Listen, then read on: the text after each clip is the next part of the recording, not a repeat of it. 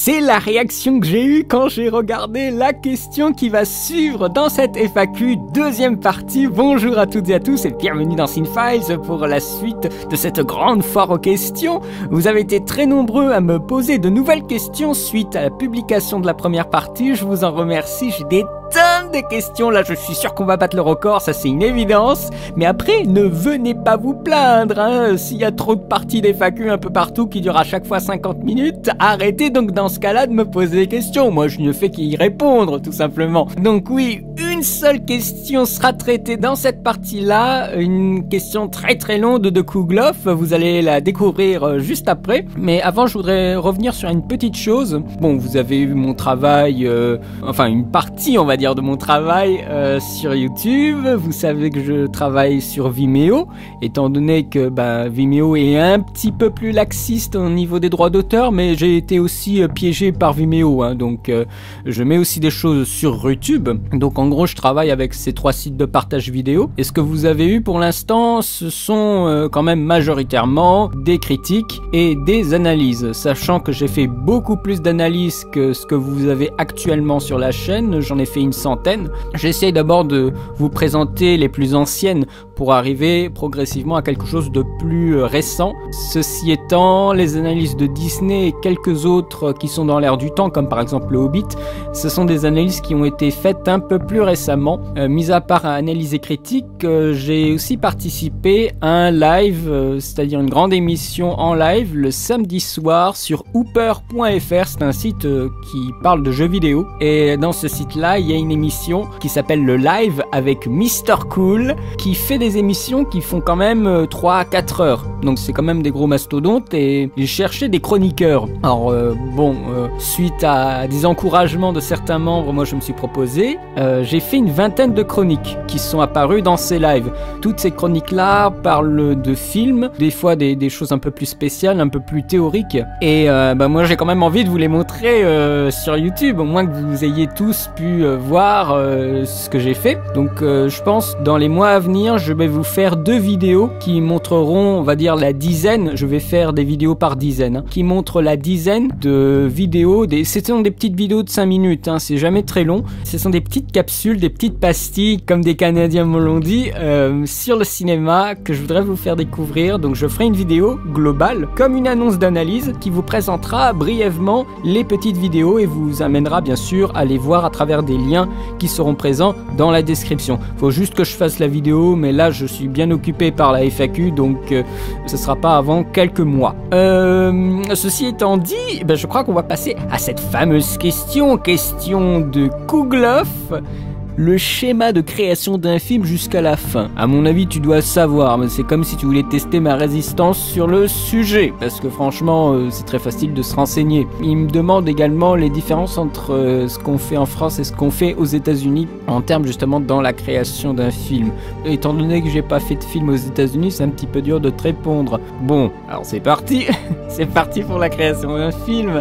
On a déjà une idée. Ça peut être justement aux États-Unis des scénaristes ou des réalisateurs qui ont des idées, ou en France c'est plutôt le réalisateur-auteur qui fait en même temps son scénario lui-même, qui va réaliser par la suite. Mais sinon il y a un lien qui va se tisser entre le scénariste et le réalisateur, ou un scénariste et un producteur qui va après chercher un réalisateur. On écrit énormément, on refait des scénarios. Alors quand j'appelle ça scénario, c'est-à-dire une idée, un thème, un sujet qui peuvent se résumer en quelques phrases, qui doivent être, comme on dit, pitchés. Alors j'aime pas du tout ce terme pitcher, mais qui doivent être très vite résumés. Après on fait un synopsis. Alors le synopsis c'est pas du tout ce qu'on a sur les jaquettes de DVD ou de Blu-ray ou sur Allociné, ça c'est de la merde, hein. Le synopsis c'est un récit qui me semble bien être au présent et qui raconte le film de A à Z, en montrant aussi les retournements de situation et tout ça. Ça c'est le synopsis. Donc c'est vraiment un résumé du film en peut-être 1 ou 2 pages, ça dépend de la longueur du film. Ensuite, on est censé faire un traitement, c'est-à-dire un détail des actions, description, pas tellement de dialogue dans le traitement, ou en tout cas le moins possible je crois, voire même pas du tout, ça dépend. Voilà, un traitement sur vraiment les actions, description pour qu'on ait une idée de où on est précisément et de qu'est-ce qui se passe. Donc là ça peut prendre beaucoup plus de pages bien entendu. Et après nous avons une continuité dialoguée, je fais rapide parce qu'après il y a des tas de petits détails un peu compliqués, mais on a une continuité dialoguée qui est ce qu'on peut plus assimiler au scénario, le script avec les dialogues, les scènes qui sont numérotées, qui sont nommées par exemple couloir de l'école, intérieur jour, et après le nom des personnes qui vont être dans cette scène-là. Voilà, avec les dialogues, avec des marges spéciales pour les distinguer de la description qui peuvent s'apparenter à de la didascalie en quelque sorte. Faut rester très proche de la description, il n'y a pas encore de mouvement de caméra vers la droite ou des trucs comme ça dans la continuité dialoguée. Mais voilà, ça c'est une première chose en tout cas en termes de scénario. Alors après ce scénario, il va aller un petit peu partout. Il va aller chez un réalisateur, si c'est pas le réalisateur qui a fait le scénario, chez le producteur. Il faut trouver des financements. Alors là c'est tout un bins aussi. Après alors là c'est super compliqué. Je vais mettre des heures à parler de ça, donc je veux pas rentrer dans le détail. Ça mérite presque une vidéo à part entière, le financement des films. D'ailleurs je me rappelle que dans, je crois, la dernière FAQ, je sais plus à quel moment, mais j'en parle énormément de financement au cinéma. On peut aller, en tout cas en France, aux États-Unis c'est de la banque privée, mais en France on va voir les collectivités locales, les villes. Il y a des trucs qu'on peut avoir à la banque, c'est un peu spécial.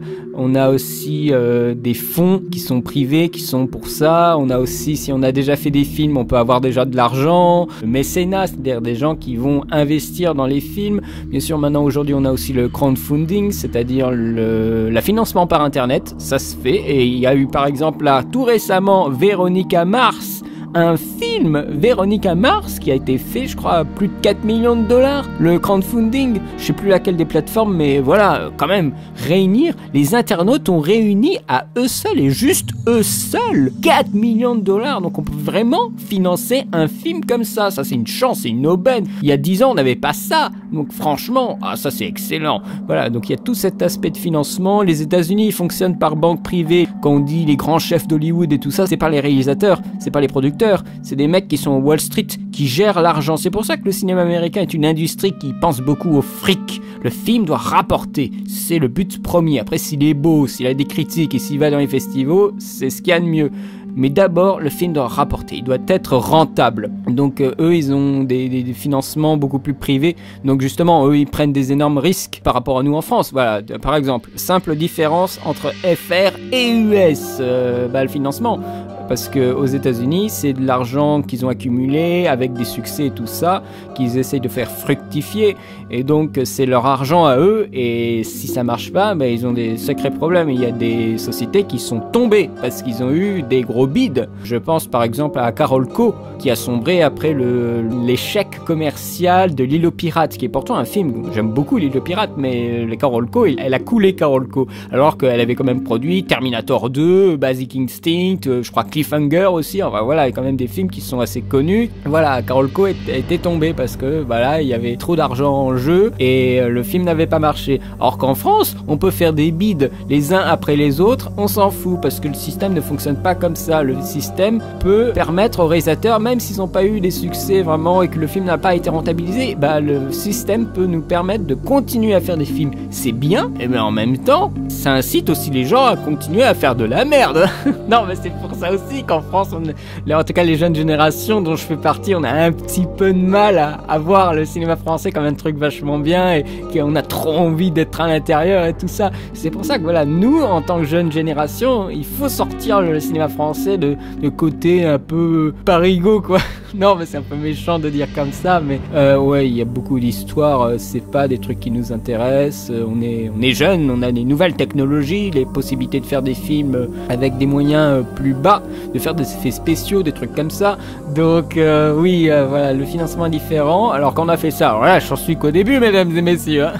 J'essaie de faire rapide. On a le casting. Alors casting, carnet d'adresses, les agents. des acteurs, des comédiens, tout ça. Je pense pas que ça change en fonction des deux pays, hein. Je pense que les États-Unis c'est beaucoup plus quadrillé qu'en France, mais voilà, il y a des carnets d'adresses, il y a des agences qui contiennent plusieurs agents de personnes plus ou moins connues, des agents qui s'occupent de plusieurs personnes en même temps. Bien sûr que ça leur fait plus de pognon aux agents, hein, ils prennent 10%. Non mais ça me fait ça aussi, hein. Après je parle, il y a aussi des agents pour les scénaristes, des agents pour les réals, je crois. Enfin voilà, il y a beaucoup de choses. Ça dépend complètement. Je vous fais pas le listing complet et l'inventaire parce que là je le fais que de mémoire, hein. Là tout ce que vous avez c'est de mémoire. J'ai aucune note devant moi, hein. Donc soyez indulgents, hein, ou soyez impressionnés, enfin comme vous voulez. Voilà. Alors ouais, on a les agents. Il y a ah oui, toute cette phase de pré-production, parce que là nous sommes encore dans la pré-production. Il y a beaucoup de choses qui se passent au restaurant. Sachez-le, on bouffe beaucoup en pré-production. Justement, les réunions entre le scénariste et le réal, ça se passe devant une bouffe. Justement, avec les acteurs, on va parler beaucoup avec eux pour voir s'ils sont vraiment séduits. On leur donne, bien sûr, le scénario. On parle avec eux. Le scénariste, je pense pas qu'il parle avec le réalisateur. Dès qu'il a terminé son scénario, normalement il a sa paye, plus encore après des plus-values en fonction des droits d'auteur, de ce qu'il a négocié sur son contrat, avec les sorties de salle et tout ça. Ça dépend vraiment beaucoup, hein, au niveau des contrats. Par exemple, je sais que Omar Sy avait demandé une genre de 5 centimes par billet de cinéma. Alors là, il a le pognon qu'il faut, il doit avoir plusieurs millions d'euros, hein. Il y a des contrats qui se négocient au début, il faut bien faire attention, il faut bien les lire, faut pas se faire entuber par la suite. Donc voilà, on a le casting, on a bien sûr un début de dépouillage, c'est-à-dire on a le scénario, et il y a plein de choses de marquées dans ce scénario. Donc il faut faire le listing de toutes ces choses, que ce soit les décors, les objets, des effets spéciaux, des effets sonores, enfin tout ça, des véhicules, etc. Et il faut remettre tous ces objets, tous ces éléments par séquence, pour savoir justement de quoi on aura besoin. Alors bien sûr, sur une échelle film français, bon, on peut le gérer, mais alors, sur l'échelle d'un film américain, c'est juste gigantesque.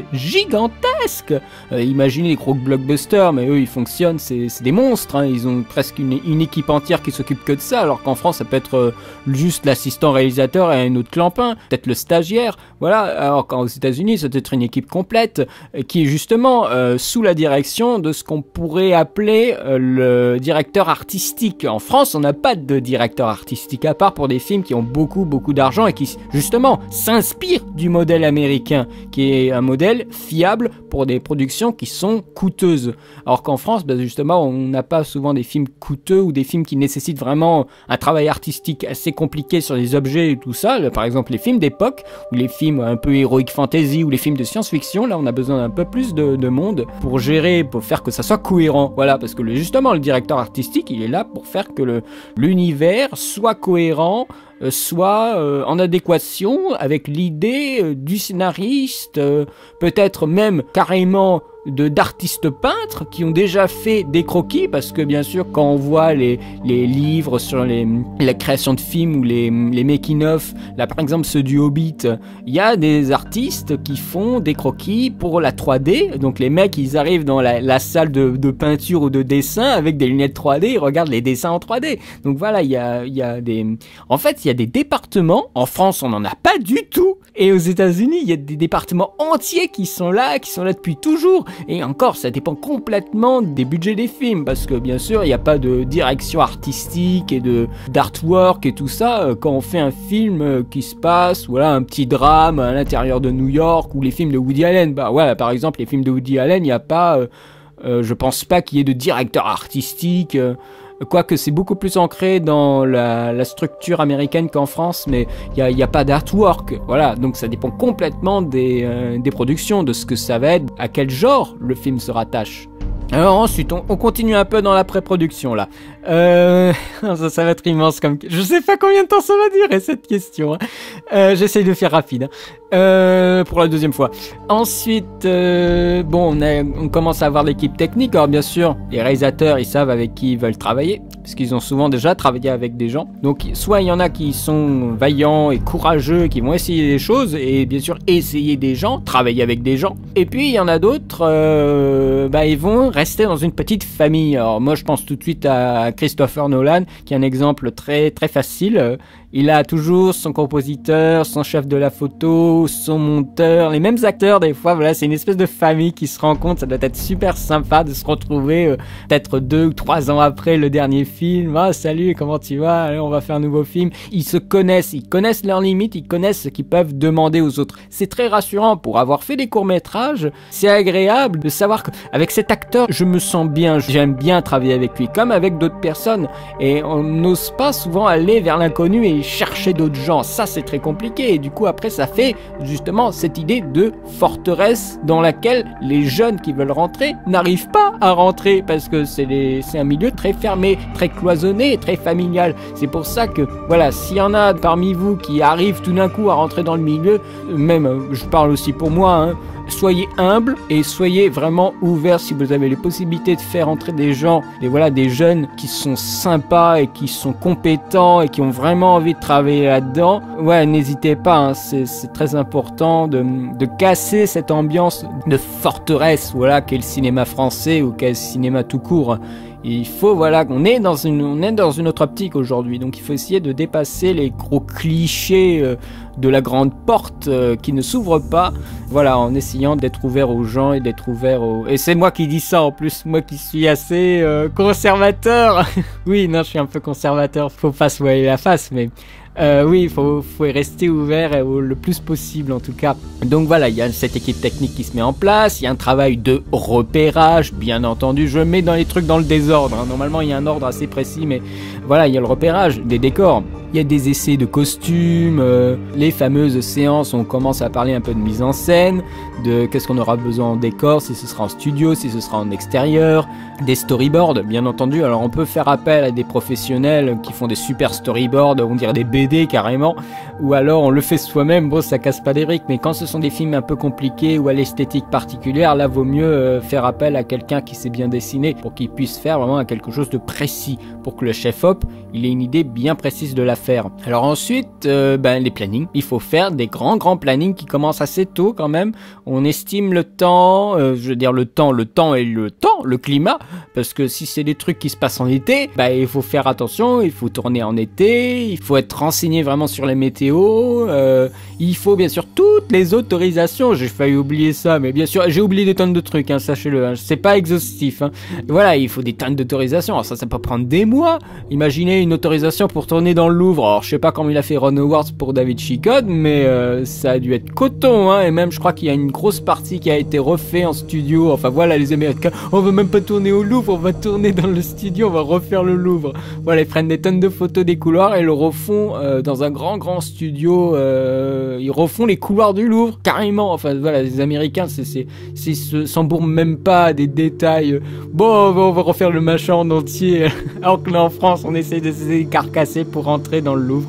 Par exemple, je crois que c'est Jean-Paul Salomé, quand il avait fait le fantôme de Belphégor, il avait sûrement tourné au Louvre. Alors là, ça devait être très compliqué, mais étant donné que c'était un projet assez ambitieux, qui traitait d'une figure ancienne dans le cinéma français, donc quelque chose du patrimoine d'histoire, d'aventure, de romanesque en France, ça a dû peut-être aider. C'est comme si je disais, on veut faire un film sur Fantomas. Bien sûr, tout le monde connaît Fantomas, donc il y a des choses qui peuvent, on va dire, s'assouplir pour donner les autorisations ou des choses comme ça. Quand ce sont des grandes figures mythiques, là, tout d'un coup, on dit, c'est comme s'il y avait tout d'un coup, il y a un réalisateur super connu qui dit, je vais tourner ici. Alors là, tout d'un coup, les gens, ils disent, ah oui, mais bien sûr, vous pouvez, on va vous faciliter les accès, tout ça. C'est un peu ça. Imaginez seulement Nolan, pour un gros blockbuster, Inception, je vais tourner à Paris. Alors là, Paris, ils en pouvaient plus, hein. DiCaprio, il y avait Ellen Page, il y avait toute la clique DiCaprio à Paris. Et les mecs, ils ont fait des effets spéciaux à Paris, ils ont fait péter des machins de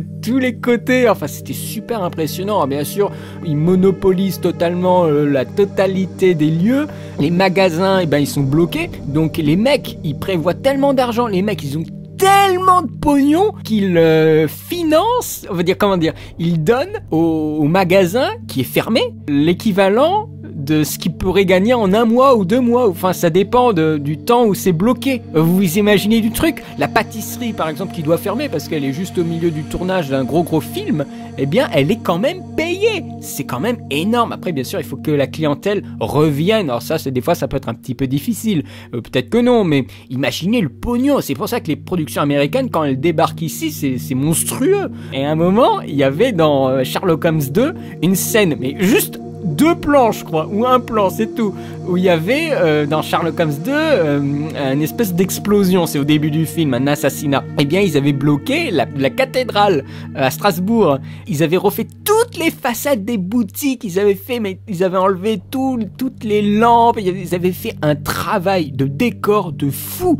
Et ils avaient tourné des tonnes de machins. Ils avaient fait l'explosion plusieurs fois, des mois à l'avance. Il y avait un travail. On voyait les ouvriers travailler, mais non plus en finir. C'était très très spectaculaire. Et pour un résultat si court, je crois qu'ils ont investi 2 millions d'euros. Pourquoi 10 secondes, 15 secondes, c'est délirant. Il y avait au moins 300 personnes juste pour quelques plans, mais peut-être qu'ils ont filmé plus pour avoir des stocks de films comme ça d'époque, d'images d'archives. Voilà, il y a tout ce travail de pré-production sur les lieux mêmes. Bien sûr, après en studio, ça fonctionne pas du tout de la même façon parce qu'il faut fabriquer tout le décor. Ça peut être des fois des gigantesques décors. Il faut faire la lumière avec tout ça parce que bien sûr, dans un tournage en milieu naturel, nous n'avons pas forcément une bonne lumière. Donc, il faut que le chef-op il soit bien au courant, qu'il faut tourner à certains horaires de la journée. C'est très contraignant. Quand normalement tout est bon, qu'on a les acteurs, faut amener tout ça, il faut s'occuper des hôtels, il faut voilà tous les camions, donc les places de parking également,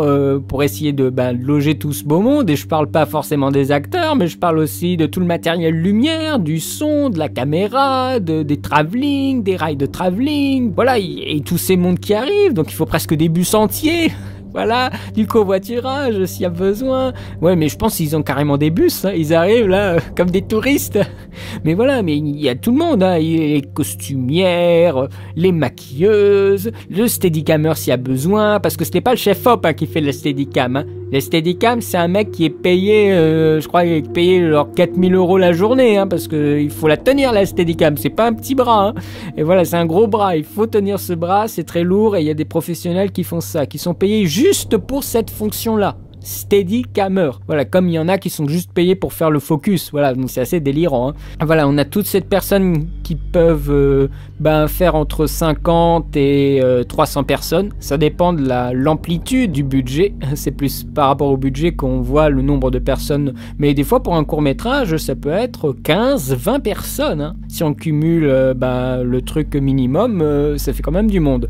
Nous avons bien sûr l'assistant réalisateur qui s'occupe beaucoup de la logistique, avec bien sûr les régisseurs qui sont des gens qui vont s'occuper du parking, des placements, des foules, voilà, parce qu'à un moment, si on tourne dans la rue, bien normalement, on a sélectionné les gens qui vont se balader dans la rue. Comme ça, il n'y a pas de litige, oh, je me fais filmer ou tout ça. Non, ce sont des personnes qui viennent dans la rue, ce sont des figurants, bénévoles ou non, parce que les figurants aussi peuvent être payés. Ils peuvent être payés, je crois même 50 € la journée, hein. Souvent 50 € c'est pour attendre des fois 3 heures et tourner 1 heure, donc c'est des trucs comme ça, et ça peut aller jusqu'à 50 €, hein. Mais après c'est vraiment les productions qui ont du pognon, hein. Et il y en avait que, je crois que pour Sherlock Holmes, ils étaient même payés plus de 50 €. Franchement, tu te dis, les grosses productions, qu'est-ce que c'est juteux, qu'est-ce que tu peux gagner comme pognon, mais voilà.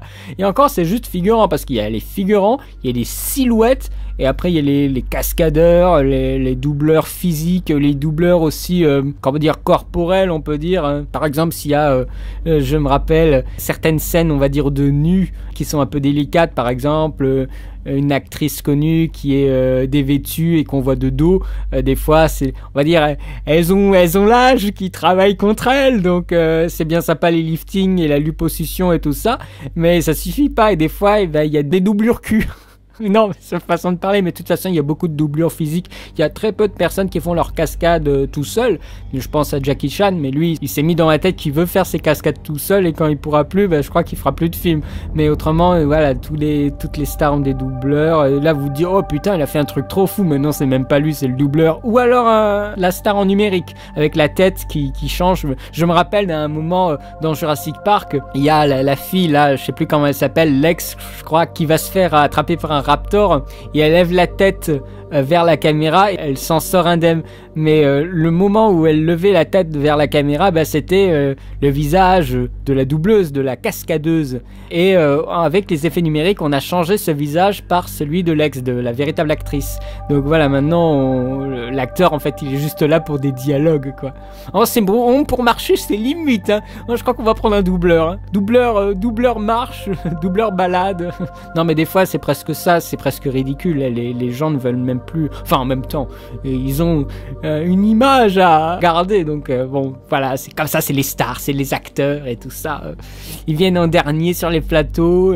Ils veulent jouer au réalisateur aussi, ça, c'est horrible. Oh, est-ce qu'on revoit la prise? Oh là là, je me demandais si j'étais bien. Est-ce que c'était mon meilleur profil? Non, mais qu'est-ce qu'on en a à battre, putain? Non, mais ça, c'est un truc de fou, les acteurs. C'est pour ça que je n'aime pas ça, hein.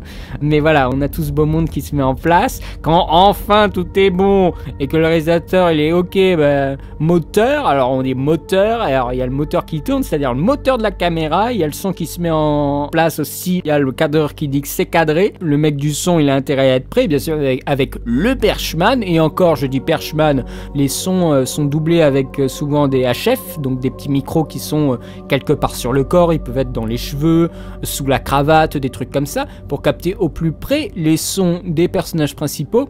Tout ça, ça va dans un mixeur, donc il y a le perchman, mais il y a aussi le mixeur qui est à côté, qui a une mixette, c'est comme une espèce d'outil de mixage portatif sur lesquels il y a tous les sons de la perche, c'est-à-dire du micro qui est sur la perche, que tient le perchman, bien entendu, mais on a aussi les HF, donc ça fait peut-être 4, 5, 6 pistes sons d'enregistrer. Sur la 7 et 8 pistes, il y a ce qu'on appelle le mix-down, c'est-à-dire toutes ces pistes précédentes qui sont réunies en 2 pistes. Comme ça, le monteur, c'est-à-dire moi, quand il voudra faire un montage de tout ce bazar, il aura juste à prendre la piste 7 et 8, comme ça il peut faire un montage rapide, un montage bien sûr des images, parce qu'après, quand il va y avoir une post-production son, on va pouvoir sélectionner, moi je vais un peu prendre de la piste 2, et après je vais prendre un petit peu de la piste 5, etc.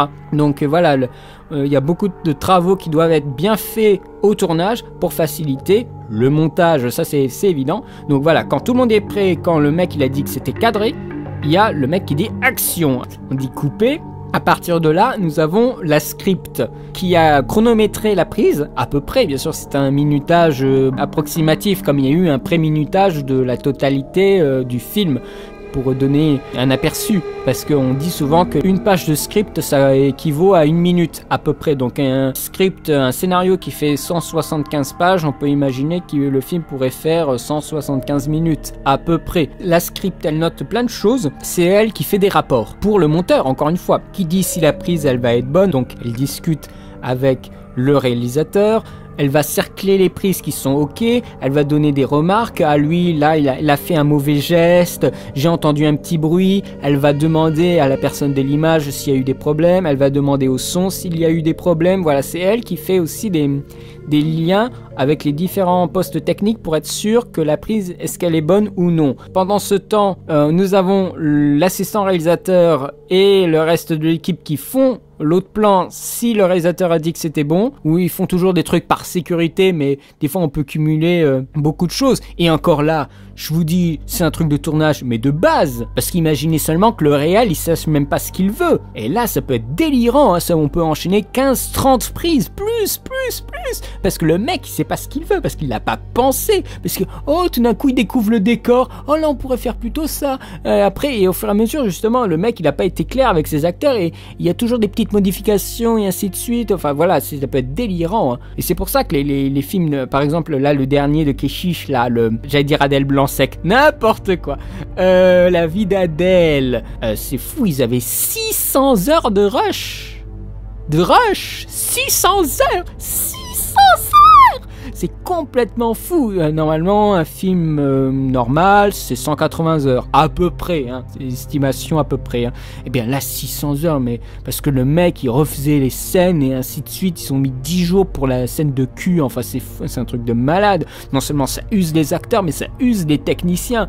Alors je vous dis pas le calvaire et le cauchemar de ce tournage-là, parce que le mec, il a fait n'importe quoi. C'est pour ça que j'aime pas vraiment ce film. Le film est correct, mais pour le travail de réal et le respect envers les techniciens, c'était n'importe quoi, hein. N'importe quoi. C'est pour ça que j'aime pas le film, tout simplement, c'est pour ça que j'aime pas La vie d'Adèle. Mais voilà, c'est un truc à pas faire. Normalement, quand on arrive au tournage, on est prêt à tourner tout de suite et à faire des choses précises. Et pas, allez, on va imaginer un peu ce qu'on va faire sur le tournage même. Alors ça, c'est des choses qui font hérisser les poils des producteurs, parce que bien sûr, ça fait ralentir les temps de tournage. Il y a toujours des retards et des choses comme ça arrive, bien entendu, mais il faut être prêt au maximum pour justement éviter au maximum ce genre de choses. Donc voilà, après les Américains, ils font peut-être différemment, étant donné que j'étais pas sur un tournage américain, je ne pourrais pas vous dire, mais pour eux, c'est beaucoup plus massif, c'est beaucoup plus organisé, ils ont même des doubles équipes, c'est-à-dire on a une première équipe, et il peut y avoir une seconde équipe avec un second réalisateur qui est à un autre bout de la planète. Par exemple, après il y a des réalisateurs qui refusent les secondes équipes parce qu'ils veulent tout contrôler. Je pense à Nolan bien sûr, mais ça peut être aussi Kubrick, ça peut être plein d'autres gens comme ça qui sont dans le contrôle de leur production. Je vous épargne tout ce qui est type de caméra et tout ça, ça varie tellement entre une Alexa,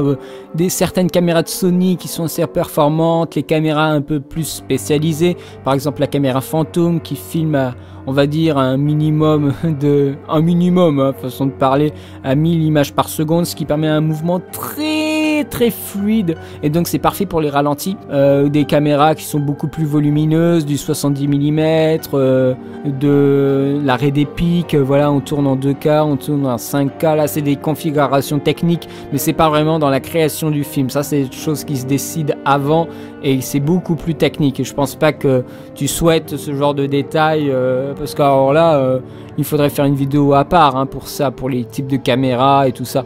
Il y a des choix de caméras qui bien sûr varient en fonction du tournage. Si tout d'un coup on passe de la ville de New York à, je sais pas, des cavernes préhistoriques, ce sera pas du tout la même lumière, ce sera pas du tout la même ambiance, et peut-être que le réalisateur il voudra filmer avec une autre type de caméra. Donc voilà, les types de caméras et les types d'objectifs de caméra bien sûr peuvent changer, et bien sûr les micros peuvent changer entre des micros qui ciblent un son bien précis et des micros qui sont des micros d'ambiance, bien sûr, parce qu'il faut créer des ambiances. Les ambiances, elles se créent pas comme ça. Il y a l'ingénieur du son qui va demander, après chaque tournage dans un lieu, de faire un silence pour qu'il puisse capter l'ambiance du lieu. S'il y a un bruit de ronronnement de quelque chose, que le monteur son pourra réutiliser par la suite. En plus, bien sûr, d'autres bruits de banques de sons ou de bruits bien spécifiques qu'il recrée après en studio s'il y a besoin. Il y a aussi des créations de sons qui se font. En plus de ce qu'on appelle le sound design. Alors c'est une notion qui n'est pas tellement répandue dans les films français, mais dans les films américains c'est très important. La création de sons par plusieurs sons. Par exemple,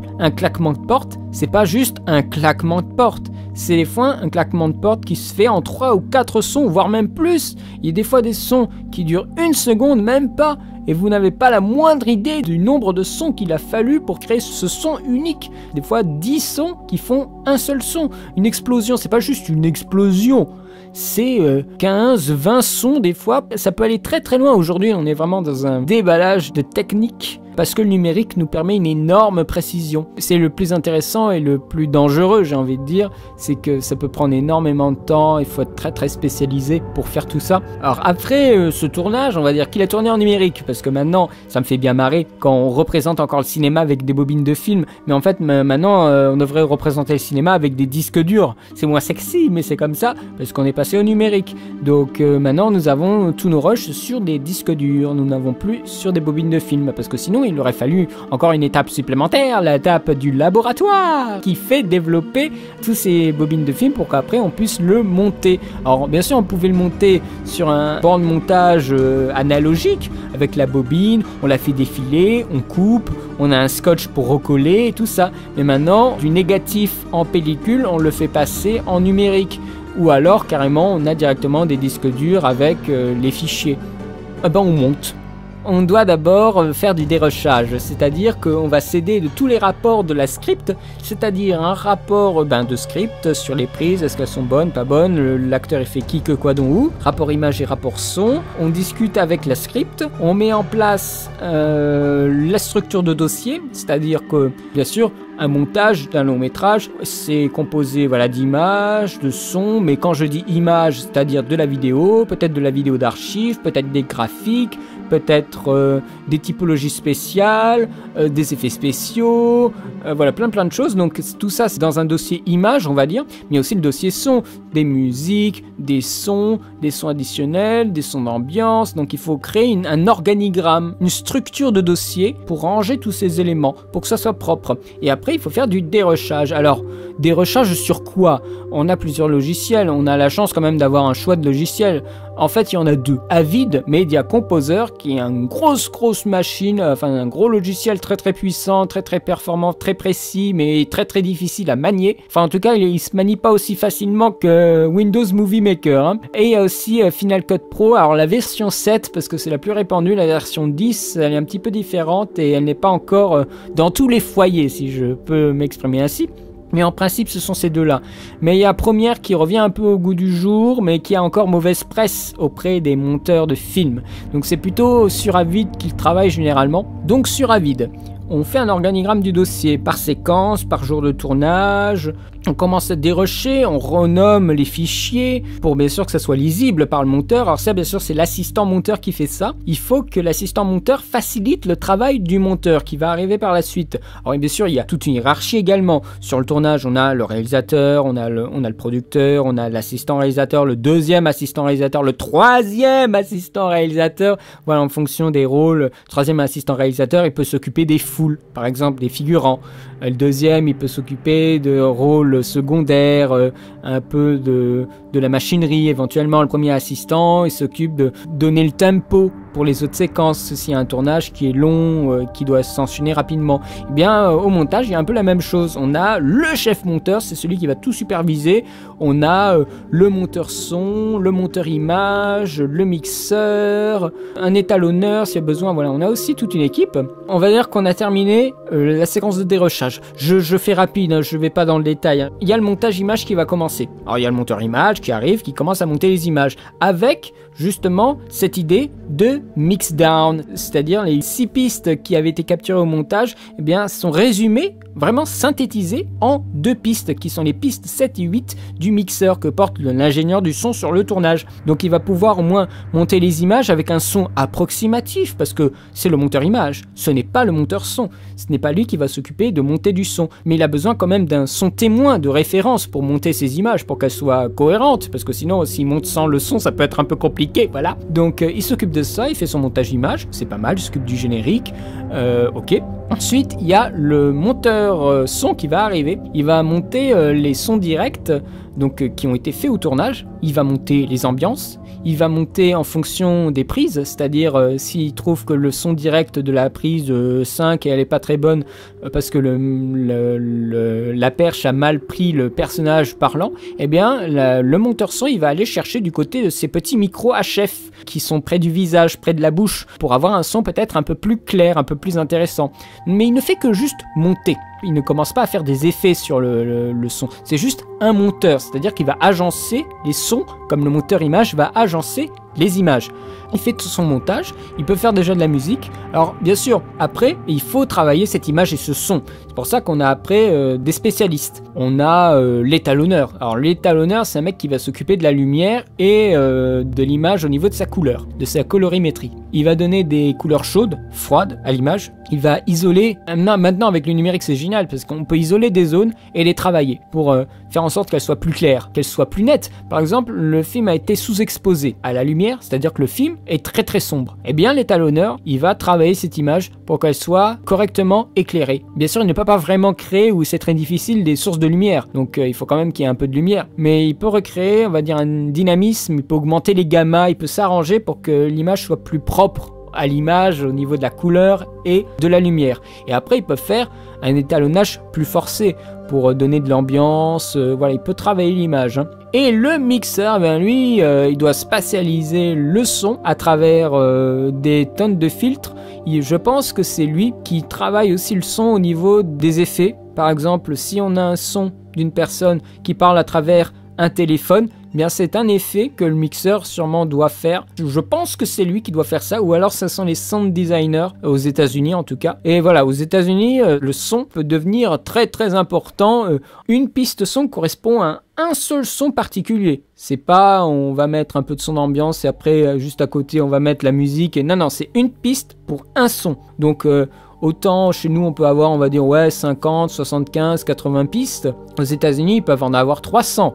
Voilà, c'est vraiment immense. Et donc ça ne se fait pas sur un petit Mac. Ce genre de travaux, ça se fait sur une énorme borne de mixage qui est un truc monumental à acheter. Enfin, c'est vraiment pour les entreprises spécialisées.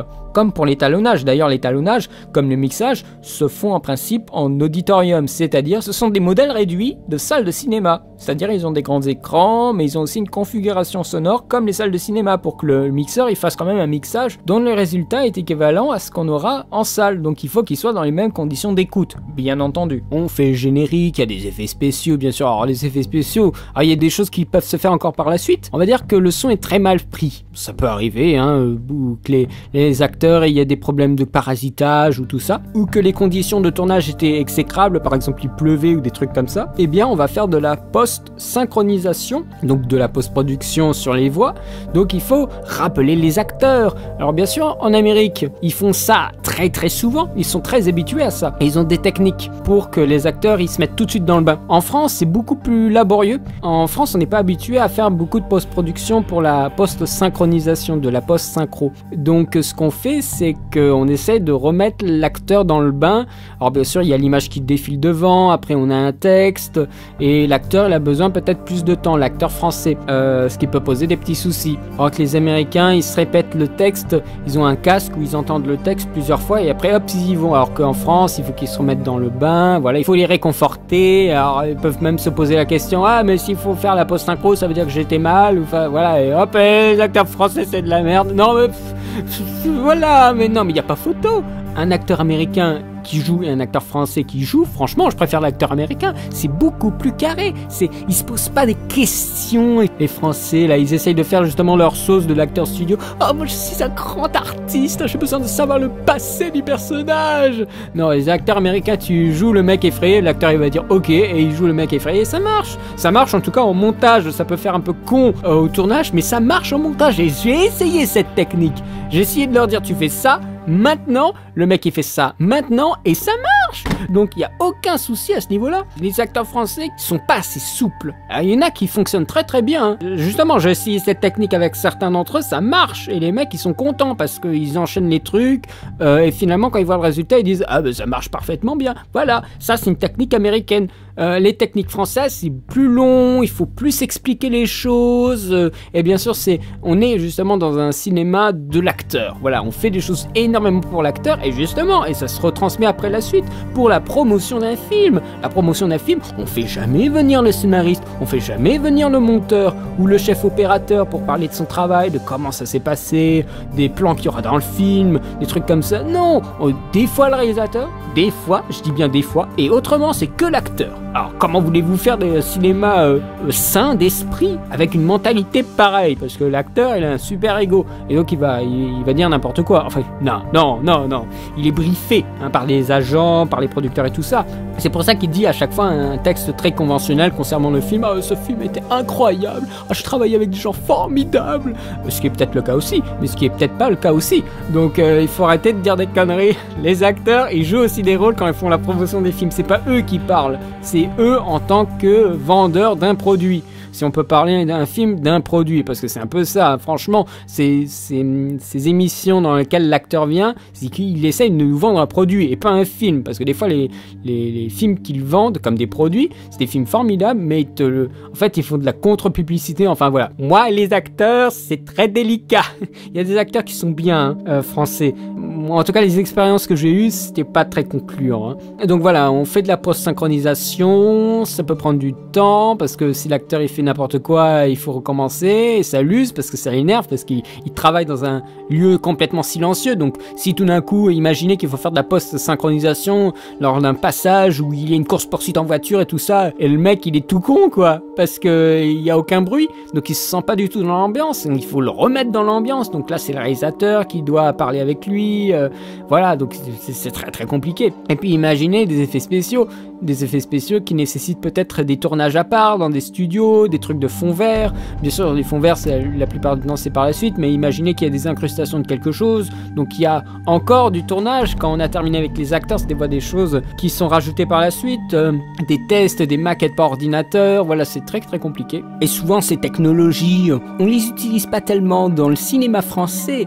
En fait, on n'a pas les scénarios qui pourrait nous permettre de créer des choses extraordinaires. On a bien sûr La Belle et la Bête, là, de Christophe Gans, qui va sortir, où il y aura des effets spéciaux, des effets de maquettes, des incrustations, des trucs très très forts. Mais même pour des petits films français, on fait de l'incrustation, on fait des fonds verts, et des fois pour des trucs tout bêtes. Par exemple, ils ont évalué à la pré-production qu'il valait mieux tourner en studio pour des scènes en appartement que de louer un appartement et tourner dedans. Sauf qu'on va dire que l'appartement, il est parisien. Et bien sûr, comme dans tous les films, il y a des vues sur des monuments, sur de grandes avenues, sur la Tour Eiffel, alors que voilà, si on devait louer un appartement avec une vue sur la Tour Eiffel, ça coûterait bonbon. Donc ils ont fait en studio, ils ont mis des fonds verts à la place des fonds de fenêtre, c'est ça, donc on a la fenêtre et derrière il y a du fond vert. Et qu'est-ce qu'ils vont faire après en post-production? Ils vont mettre une image de Tour Eiffel, en quelque sorte, avec des nuages qui passent, et ça suffit. Et bien sûr, c'est pas quelque chose qui va attirer notre regard, mais il y a énormément de fonds verts, même dans les petits films bourgeois français. oui, il y en a quand même pas mal. Il y a quand même des effets spéciaux dans les petits films que vous voyez, à part vraiment les films qui sont pas très chers, hein. Je veux dire, par exemple, un film pas cher, ce serait un film à 1,5 million d'euros. Quand ça commence à être dans les 4, 5, 6, 7 millions d'euros, c'est un film moyen. Et voilà, quand c'est au-delà de 8, 9, 10, etc., là, ça devient des gros budgets. Après, il y a eu des financements européens, donc là, il y a des budgets beaucoup plus conséquents, mais il y a sûrement des compromis, puisque bien sûr, il y a plusieurs pays qui mettent de l'argent dedans, il y a des fonds européens, il y a des fonds par pays, il y a des fonds... Souvent, ça se déclenche comme ça, le financement. Bon, là, je reviens sur le financement, mais dès qu'on a l'aval d'une ou deux grandes aides, par exemple le CNC, le Centre National du Cinéma, eh bien on a tout plein d'autres aides qui vont se déclencher, qui vont se libérer parce qu'on a eu l'aide du CNC. Donc on vaut peut-être quelque chose, donc vaut mieux mettre de l'argent dans quelque chose qui a eu l'aval du CNC. Donc voilà, ça fonctionne souvent comme ça, et au final, quand on a terminé tout ce bazar, pour revenir à la fin, ben on fait la campagne marketing. Alors je sais pas exactement comment ça se passe, mais je sais qu'il y a des compagnies qui s'occupent que de ça, qui s'occupent de faire une campagne marketing, c'est-à-dire les affiches, les publicités, les bandes annonces. Pour les bandes annonces, je pense qu'ils ont les rushs du film. Ils peuvent voire même faire de la post-synchro s'ils ont de l'argent. C'est pour ça que des fois on n'a pas la même voix, bien sûr pour les bandes annonces américaines, hein, mais on n'a pas la même voix entre ce qu'on a dans la bande annonce et ce qu'on a dans le film, parce qu'il y a eu des changements, bien sûr, et ce ne sont pas les mêmes voix. Par exemple, la voix de DiCaprio, je me rappelle toujours de cet exemple, mais dans la bande annonce d'Inception, la voix de DiCaprio, c'est sa voix, on va dire, officielle, et celle qu'on a dans le film, ce n'est pas la même voix, parce que justement, à la bande annonce, ils ont fait une autre voix, ils ont pris la voix normalement normale de DiCaprio, mais ils ont trouvé que la voix était pas assez adulte quand ils ont fait la post-synchro du film. Donc voilà, il y a eu un changement pour la version française entre la bande-annonce et le film qui est sorti en salle. Et il y a la campagne de presse, quand je disais les acteurs qui vont sur les plateaux et tout ça, ça c'est bien programmé. Après le film sort en salle, alors bien sûr nous ne sommes plus dans une logique de copie photochimique à passer dans un projecteur, ce sont des disques durs, mais qui ont un programme carrément d'heures. C'est-à-dire que vous voulez projeter quelque chose à une heure précise, vous ne pourrez pas, parce que le disque dur s'enclenche à des heures programmées dans le boîtier. Donc c'est un truc vachement étrange, comme ça permet de pas faire n'importe quoi aussi. On a toujours des copies en 35 mm pour l'archivage des films, ça se fait toujours, parce que la copie vieillit mieux qu'encore un disque dur. Donc quand je sais projeter, c'est dans vos grands complexes de cinéma ou dans vos petites salles d'auteur que vous verrez les films. Voilà, je pense avoir fait le tour. Bon, bien sûr, ce n'est pas du tout exhaustif. motifs, il y a plein de choses que j'ai oubliées, mais parce que c'est quand même schématique, je vais pas rentrer dans le détail parce que sinon c'est même plus une FAQ, ce sera un cours de création de cinéma, vous n'aurez même plus besoin d'aller à l'école spécialisée, vous suivez Cinefiles. Non mais ouais, voilà, en gros l'historique, la schéma grossier de comment on fait un film. J'ai pas assez vu de making-of américain, des trucs comme ça pour te faire vraiment une comparaison, mais ça se situe plus sur les moyens, les personnes, les services qui sont rajoutés, justement parce qu'il y a plus d'argent qui est en jeu. C'est pour ça qu'il y a une façon différente de faire entre l'école française et américaine. Rien qu'au son, les Américains ils font énormément de post-synchronisation alors que les Français sont plus attachés à un son fait au tournage. Donc je crois que je vais même m'arrêter là. Alors Kouglof, voilà ta réponse, j'espère qu'elle te satisfera. En tout cas, je te remercie de l'avoir posée. J'espère que ça vous a plu. Et quant à moi, eh bien, je continue la publication de la FAQ. Je pense que la prochaine sera encore une vidéo d'FAQ et après je ferai peut-être une ou deux critiques pour juste souffler un moment. Mais voilà, la suite arrive, elle est en train d'être enregistrée. Je vous tiendrai au courant à l'occasion du nombre d'heures d'enregistrement, mais là je pense qu'on va battre les 6 heures de la fois précédente. Là c'est bien parti au vu des nombreuses questions que vous m'avez posées. Je vous dis à très bientôt pour de nouvelles vidéos. Allez, salut!